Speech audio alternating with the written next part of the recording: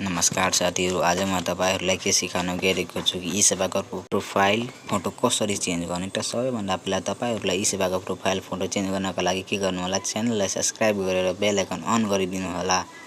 ल अब लागौ भिडियोतर्फ। त सबैभन्दा पहिला तपाईहरु eSewa एप्लिकेसन डाउनलोड गर्नु होला। डाउनलोड गरिसकेपछि फेरि तपाईहरु eSewa एप्लिकेसन ओपन गर्नु होला।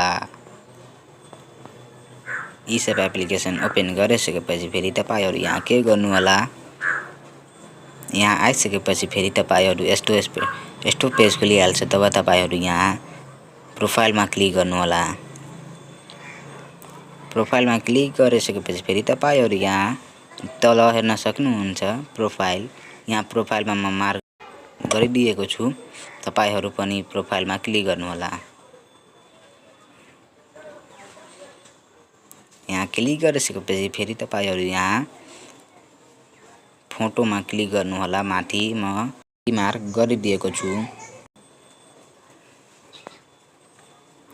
तब फेरि तपाईहरु टेक फोटोमा नक्लिक गरिसकेपछि फेरि तपाईहरु चुज फ्रम ग्यालरीमा क्लिक गर्नु होला। यहाँबाट तपाईहरुको फोटोवाला फाइलमा गइहाल्छ। तब तपाईहरु यहाँबाट फोटो चेन्ज गर्न सक्नुहुन्छ। तपाईहरु पनि फोटो सिलेक्ट गर्नु होला। म फोटो सिलेक्ट गर्दै छु। यसरी तपाईहरु पनि फोटो eSewaमा राख्न सक्नुहुन्छ। भिडियो कस्तो लाग्यो, राम्रो लाग्यो कि लागेन कमेन्ट गर्नु होला।